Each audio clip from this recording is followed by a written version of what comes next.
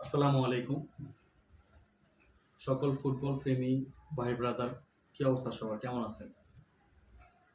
আজকে আমি El Clasico prediction একটা ভিডিও নিয়ে আসছি। এইটা আমার এই প্রফেশনাল লাইফের প্রথম ভিডিও।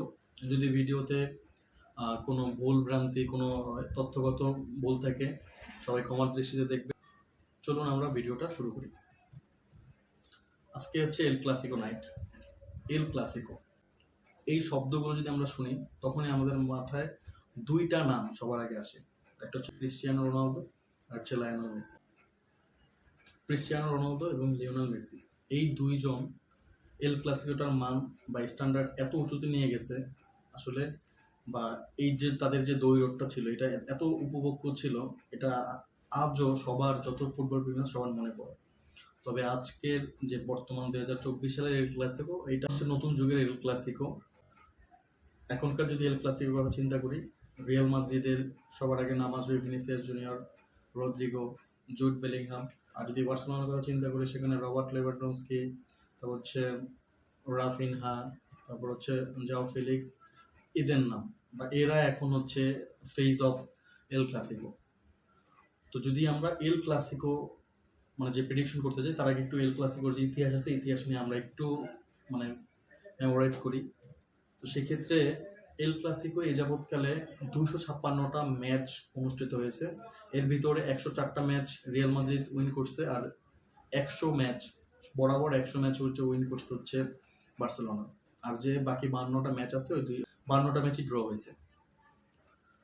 তো যদি হিস্ট্রিটা আমরা মানে পর্যালোচনা করি, তো সেই ক্ষেত্রে রিয়াল মাদ্রিদ একটু মানে সামান্য মার্জিনে আগায় আছে, যেহেতু 104টা ম্যাচ তারা জিতছে এবং বার্সেলোনা 100টা।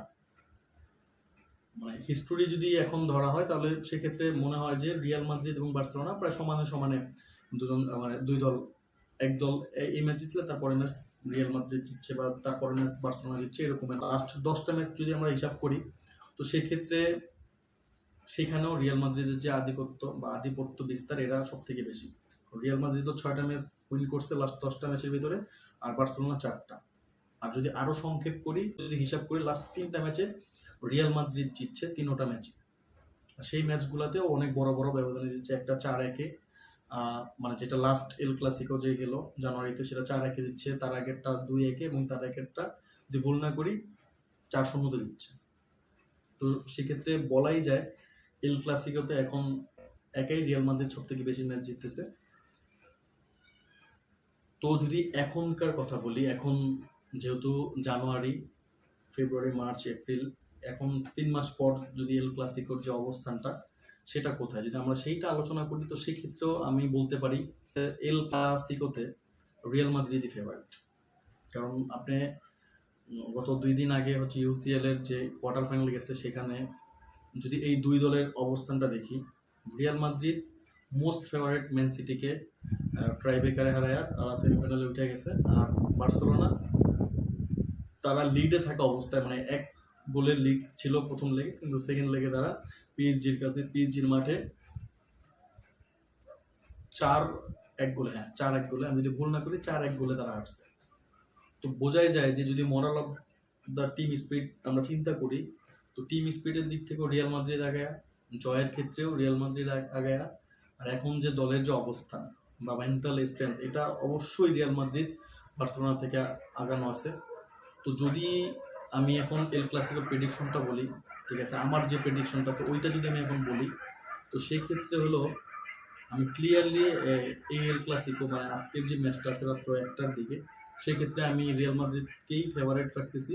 এবং যদি আমি প্রেডিকশনের কথা বলি, তো আমার প্রেডিকশন হচ্ছে 2-1 গোলে, মানে রিয়াল মাদ্রিদ 2 এবং বার্সেলোনা 1। এইভাবেই হচ্ছে ম্যাচের রেজাল্ট, আমি মনে করি ম্যাচের রেজাল্টটা এই দিকে যাবে। তো আপনারা কি মনে করতেছেন, রিয়াল মাদ্রিদ জিতবে নাকি বার্সেলোনা? যদি কে জিতে, সেটার ব্যবধানটা কি হবে? আমি আশা করি সবাই কমেন্ট বক্সে আপনার প্রেডিকশনটা দিবেন, দেখি কার প্রেডিকশনটা মিলে। ঠিক আছে, আজকের ভিডিওটা এই পর্যন্ত। ভিডিওটি যদি ভালো লেগে থাকে, তাহলে অবশ্যই লাইক করবেন, শেয়ার দিবেন এবং সাবস্ক্রাইব করে আমাকে সাপোর্ট করবেন।